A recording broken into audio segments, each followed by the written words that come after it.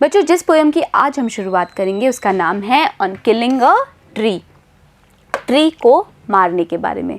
तो चलो करते हैं इस पोएम की शुरुआत। It takes much time to kill a tree. Not a simple jab of the knife will do it.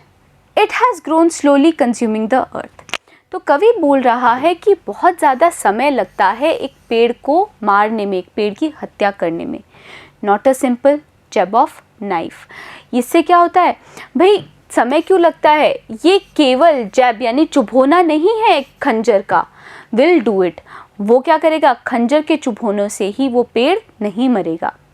It has grown slowly consuming the earth, ये जो पेड़ होता है वो बढ़ता है धीरे धीरे, कंज्यूमिंग उपभोग करते हुए पृथ्वी का। Rising out of it, feeding upon its crust, absorbing years of sunlight, air, water, and out of its leprous hide sprouting leaves. तो कवि बता रहा है कि ये जो पेड़ है वो क्या करता है? पृथ्वी को उपभोग करते हुए बढ़ता है। Rising out of it, पृथ्वी से निकलते हुए, feeding लेते हुए, upon its crust, भूमि के ऊपरी परत को, absorbing सोखते हुए, यानी कि वो क्या कर रहा है भाई? पृथ्वी के अंदर का जो पोषण है उसको सोखते हुए पृथ्वी की परत से बाहर निकलता है वो पेड़। Years of sunlight, air, water and out of its leprous hide, और बहुत सालों के क्या होता है वो इस्तेमाल करता है सूरज की रोशनी, पानी और हवा, और फिर क्या करता है वो अपनी लेप्रस हाइड से बाहर आ जाता है। स्प्राउटिंग लीव्स, अंकुरण करते हुए पत्तों के साथ। तो बच्चों कवि ये बता रहा है कि एक पेड़ किस प्रकार से बड़ा होता है, कैसे बड़ा होता है। देखिए वो उपभोग करता है, इस्तेमाल करता है पृथ्वी के अंदर मौजूद पोषण का, और फिर वो धीरे धीरे पृथ्वी को चीरते हुए बाहर आता है। सूरज की रोशनी का इस्तेमाल करता है, हवा का करता है, पानी का करता है, और इस प्रकार से उसके जो पत्ते हैं उनका अंकुरण होने लगता है। तो क्या क्या शब्द हैं यहाँ पे देखिए, हम रिवाइज करते हैं। सबसे पहला है जैब, जैब यानी कि चुभोना या फिर धकेलना। फिर है कंज्यूमिंग, कंज्यूमिंग का मतलब है उपभोग करते हुए। फीडिंग यानी कि लेते हुए। क्रस्ट होती है भूमि के ऊपरी परत। एब्जॉर्बिंग यानी कि सोखते हुए। लेप्रस यानी कि कोढ़ी। हाइड यानी कि छिपने का स्थान। और स्प्राउटिंग यानी कि अंकुरण। So hack and chop but this alone would do it. तो कवि क्या बता रहा है, तुम चाहो तो काट सकते हो और टुकड़े कर सकते हो उस पेड़ के, पर ये अकेली चीज़ काफ़ी नहीं है। Not so much pain will do it, और ना ही इतने ज़्यादा कष्ट से ये पेड़ मर जाएगा। The bleeding bark will heal, जो ये ब्लीडिंग बार्क है यानी कि वो जो कटा हुआ छाल है वो हील हो जाएगी, ठीक हो जाएगी, स्वस्थ हो जाएगी। And from close to the ground, और ज़मीन के बिल्कुल पास से ही will rise curled green twigs, उस ज़मीन के, उस पेड़ के उस तने के पास से ही उठेंगे कर्ल्ड ग्रीन ट्विग्स, मुड़े हुए हरी टहनियाँ। मिनिएचर बोज, मिनिएचर यानी कि लघु, और बो होती हैं शाखाएं। which if unchecked will expand again to former size, और अगर इनको नहीं रोका गया तो फिर से वो फैल जाएंगी अपने पहले जितने साइज में। तो बच्चों कवि बता रहा है कि भाई पेड़ किस प्रकार से बड़ा होता है, पर उसको काट देना काफ़ी नहीं है। अगर हम उसके तने से उस पेड़ को काट देंगे तो क्या होगा, उस तने के पास से ही ज़मीन से नई पत्तियाँ आ जाएंगी, नई शाखाएँ बन जाएंगी, और वो शाखाएँ भी अगर उनको नहीं चेक किया गया, नहीं उनको रोका गया तो क्या होगा, वो शाखाएं वापस से अपने पहले जितने साइज की हो जाएंगी, यानी कि वो पेड़ फिर से उतना ही बड़ा हो जाएगा। तो क्या क्या शब्द हैं यहाँ पे देखिए।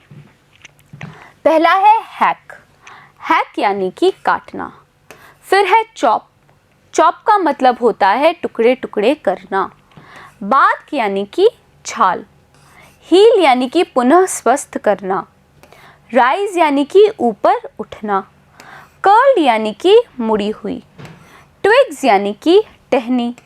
मिनिएचर मतलब लघु। बो होती हैं शाखाएं, और एक्सपेंड यानी कि फैलना। No, the root is to be pulled out of the anchoring earth. It is to be roped tight and pulled out, snapped out. तो अब कवि बता रहा है कि बच्चों किस प्रकार से इस पेड़ की हत्या करनी है, किस प्रकार से उसको मारना है।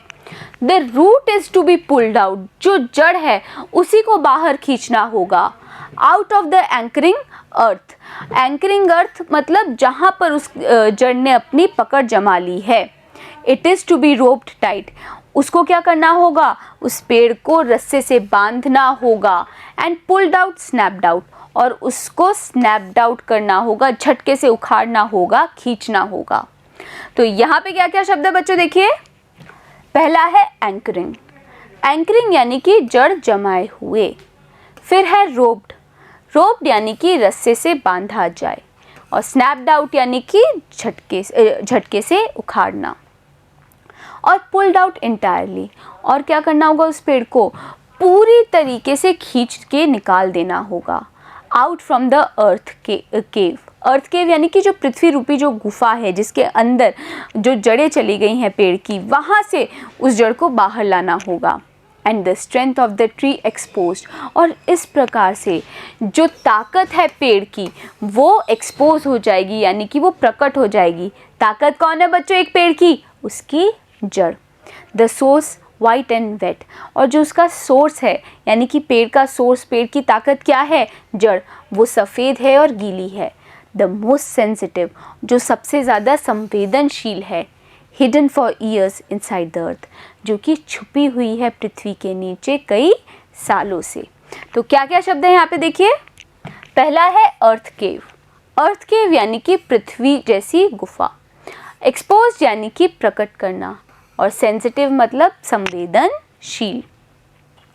Then the matter of scorching and choking in sun and air, उसके बाद तो केवल कार्य रह जाएगा किस चीज़ का, स्कॉचिंग एंड चोकिंग, झुलसने का और दम घुटने का सूरज और हवा में। यानी कि पेड़ का दम घुटेगा बच्चों, क्योंकि भाई वो सूरज के अंदर वो झुलसेगी। ब्राउनिंग एंड हार्डनिंग, और फिर क्या होगी, वो जो पेड़ होगा वो भूरे रंग का होने लगेगा, कठोर होने लगेगा। ट्विस्टिंग एंड विदरिंग, और वो मुड़ने लगेगा और सूखने लगेगा। And then it is done, और तब वो पेड़ मर जाएगा। तो बच्चों यहाँ पे क्या क्या शब्द पढ़े हमने, देखिए। पहला है मैटर, मैटर यानी कि कार्य। फिर है स्कॉचिंग यानी कि झुलसाना। चोकिंग यानी कि दम घोटना। ब्राउनिंग यानी कि भूरा बनाने का, यानी कि भूरा होने का। ट्विस्टिंग मतलब मोड़ने का, और विथरिंग यानी कि सूखने का। तो बच्चों अच्छी लगी ना आपको ये पोयम। अब मिलेंगे अगले वीडियो में और करेंगे हम इसी पोयम के क्वेश्चन आंसर्स। बने रहिएगा मेरे साथ, मिलते हैं अगले वीडियो में।